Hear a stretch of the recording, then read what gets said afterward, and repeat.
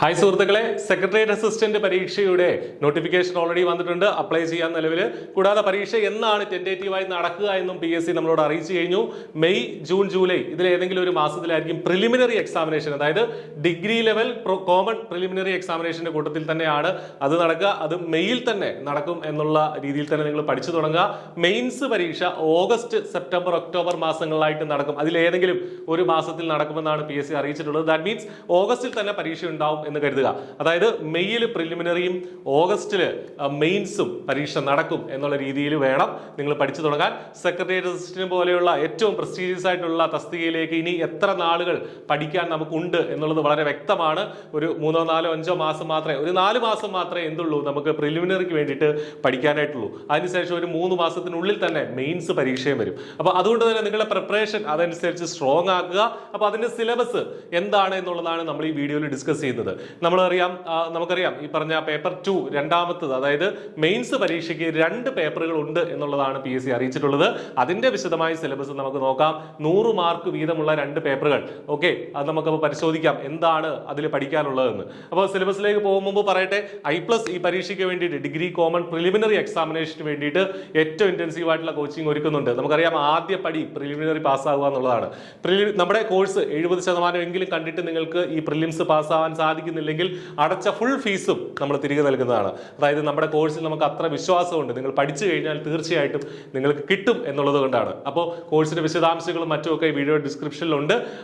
ആ നമ്പറുകളിൽ വിളിച്ചാൽ നിങ്ങൾക്ക് മറ്റെന്തെങ്കിലും സംശയങ്ങൾ ഉണ്ടെങ്കിൽ അത് തീർക്കുകയും ചെയ്യാം. ഓക്കെ, അപ്പോൾ detailed syllabus four degree level common preliminary. First step എന്താണ്? മെയ്യിലോ ജൂണിലോ ജൂലൈയിലോ നടക്കുന്ന പ്രിലിമിനറി എക്സാമിനേഷൻ ആണ്. മെയ്യിൽ നടക്കുമെന്ന് കരുതാം. അപ്പോൾ മെയ്യിൽ നടക്കുന്ന പ്രിലിമിൻസിന്റെ സിലബസിൽ മാറ്റമൊന്നുമില്ല. കഴിഞ്ഞ തവണയൊക്കെ വന്നിട്ടുള്ള ഡിഗ്രി ലെവൽ പ്രിലിംസിന്റെ സിലബസ് തന്നെയാണ്. ഹിസ്റ്ററി, നമുക്കറിയാം ഹിസ്റ്ററി ഉണ്ട്. അതിൽ കേരള ഹിസ്റ്ററി പഠിക്കാനുണ്ട്, ഇന്ത്യ ഹിസ്റ്ററി പഠിക്കാനുണ്ട്, അതിനുശേഷം വേൾഡ് ഹിസ്റ്ററി നമുക്ക് പഠിക്കാനായിട്ടുണ്ട്. ഇതുമായിട്ടെല്ലാം ബന്ധപ്പെട്ട കറണ്ട് അഫയേഴ്സും ഈ ഒരു ഫീൽഡിൽ നിന്നുള്ള കറണ്ട് അഫയേഴ്സ് കംപ്ലീറ്റ് ആയിട്ട് നമ്മൾ പഠിക്കേണ്ടതായിട്ടുണ്ട്. ജോഗ്രഫി, ഇന്ത്യൻ ജോഗ്രഫി, വേൾഡ് ജോഗ്രഫിയിലെ കുറച്ച് കാര്യങ്ങളൊക്കെ പഠിക്കണം. കേരള ജോഗ്രഫി നമ്മൾ ഫോക്കസ് ചെയ്യാനായിട്ടുണ്ട്. ദെൻ എക്കണോമിക്സ് എന്തൊക്കെയാണ് കൃത്യമായിട്ട് പറയുന്നുണ്ട് എന്തൊക്കെയാണെന്നുള്ളത്. കഴിഞ്ഞ തവണത്തെ ക്വസ്റ്റ്യൻ പേപ്പർ വെച്ച് അനലൈസ് ചെയ്ത് തന്നെ വേണം നിങ്ങൾ പഠിക്കാനായിട്ട്. നീതി ആയോഗും നാഷണൽ ലിംഗവും ഉൾപ്പെടെയുള്ള കാര്യങ്ങളുണ്ട്. ദെൻ സിവിക്സിൽ കോൺസ്റ്റിറ്റ്യൂഷൻ വരുന്നുണ്ട്. പബ്ലിക് അഡ്മിനിസ്ട്രേഷൻ, ബ്യൂറോക്രസി, ഫീച്ചേഴ്സ്, അതിന്റെ കാര്യങ്ങളൊക്കെ ഈ ഒരു ഭാഗത്ത് നിന്ന് പഠിക്കാനുണ്ട്. അതിനുശേഷം സിവിക്സ് സെപ്പറേറ്റ് ആയിട്ടും കോൺസ്റ്റിറ്റ്യൂഷൻ സെപ്പറേറ്റ് ആയിട്ടുമാണ് കൊടുത്തിരിക്കുന്നത്. ഇത് ആ ഒരു ഡെപ്തിൽ തന്നെ, നമുക്കറിയാം ഡിഗ്രി ലെവൽ എക്സാം ആണ്, ആ ഡെപ്തിൽ തന്നെ നമ്മൾ പഠിക്കേണ്ടിയിരിക്കുന്നു. ഉപരിപ്ലവമായിട്ടുള്ള ജസ്റ്റ് സർഫസിൽ തൊട്ടുപോകുന്ന പഠനം പോരാ പുതിയ പരീക്ഷകൾക്ക് എന്നുള്ള കാര്യം നിങ്ങൾക്ക് അറിയാമല്ലോ. ആർട്സ്, സ്പോർട്സ് ആൻഡ് ലിറ്ററേച്ചർ, കല, കായികം, അത് കോമൺ ആയിട്ടുള്ള കുറെ ടോപ്പിക്കുകളാണ്. അത് കുറെ വസ്തുതകൾ നമുക്ക് അതുമായി ബന്ധപ്പെട്ട് പഠിക്കാറുണ്ട്. സാഹിത്യത്തിന്റെ കുറെ കാര്യങ്ങൾ, നമ്മുടെ എഴുത്തുകാര്, പ്രധാനപ്പെട്ട കഥാപാത്രങ്ങൾ, കൃതികള്, സംസ്കാരവുമായി ബന്ധപ്പെട്ട കേരള ഫോക്കസ്ഡ് ആണ്, അതല്ല കേരളവുമായി ബന്ധപ്പെട്ട കാര്യങ്ങളാണ്. Then computer basics of computer, hardware, software, computer network, internet, cyber crimes, cyber law എന്നുള്ള ഭാഗത്ത് ഒരു 10 മാർക്ക് വായിക്കാൻ വലിയ ബുദ്ധിമുട്ടൊന്നുമില്ല. തീർച്ചയായിട്ടും നന്നായിട്ട് പഠിച്ചു കഴിഞ്ഞാൽ 10 മാർക്ക് നമുക്ക് ഈ ഭാഗത്ത് വാങ്ങിച്ചെടുക്കാനായിട്ട് സാധിക്കും. അത്രയ്ക്ക് കാര്യങ്ങളേ ഉള്ളൂ.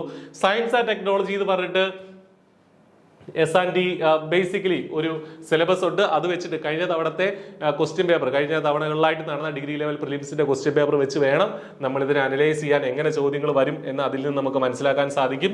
ദെൻ അത് കഴിഞ്ഞിട്ട് നമുക്കറിയാം മാത്തമാറ്റിക്സ് ആണ്, mental arithmetic and mental ability, റീസണിങ്ങും ഉണ്ട്, ക്വാണ്ടിറ്റേറ്റീവ് ആപ്റ്റിറ്റ്യൂഡും ഉണ്ട്.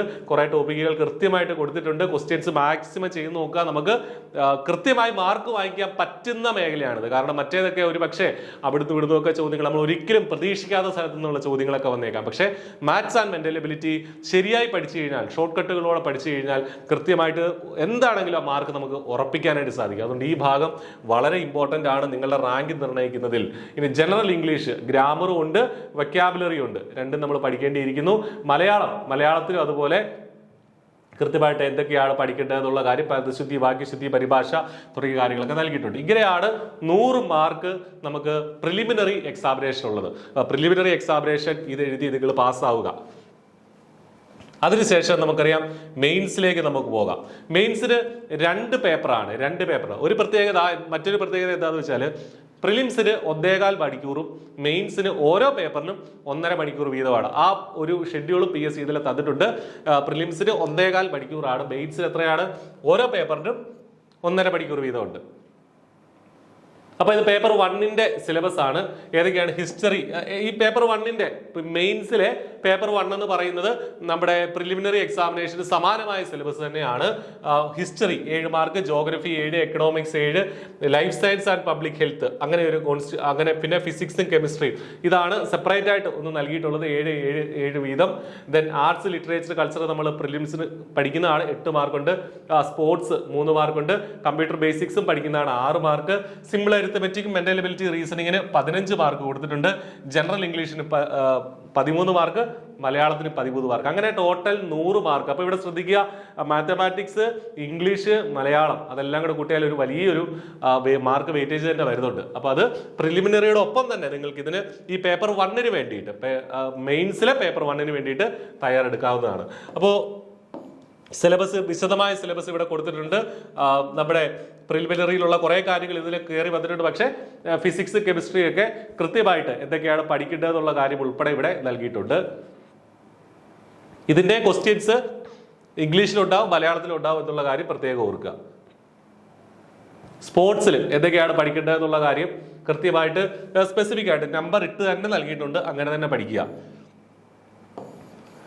അതേസമയം ബേസിക്സ് ഓഫ് കമ്പ്യൂട്ടർ ശ്രദ്ധിക്കുക. നമ്മൾ പ്രിലിമിനറിക്ക് എന്താണോ പഠിച്ചത് അത് തന്നെയാണ്. അത് 10 മാർക്ക് ഉണ്ടായിട്ട് 6 മാർക്കിന് നമുക്ക് ഇവിടെ പഠിക്കേണ്ടതായിട്ടുണ്ട്. അത് തന്നെ പ്രിലിമിനറിക്ക് നമ്മൾ പഠിച്ച അതേ കാര്യങ്ങൾ തന്നെ ഇവിടെ വീണ്ടും പഠിക്കുക എന്നുള്ളത് മാത്രമേ ഇവിടെ നമുക്ക് ചെയ്യാനായിട്ടുള്ളൂ. ഓക്കെ, ഇനിയാണ് നമുക്ക് എന്ത് ചെയ്യേണ്ടത്?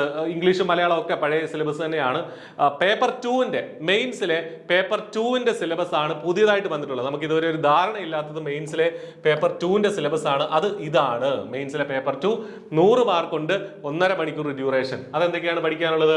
Principles of administration and management. Principles of administration 10 മാർക്കിന്റെ ടോപ്പിക്കാണ്. അതായത് നമുക്കറിയാം സെക്രട്ടേറിയറ്റ് അസിസ്റ്റന്റ് വിവിധ വകുപ്പുകളിൽ, സർക്കാരിലെ വിവിധ വകുപ്പുകളിൽ അസിസ്റ്റന്റ് തസ്തികയിലേക്കാണ് നമ്മൾ പ്രവേശിക്കുന്നത് അല്ലെ.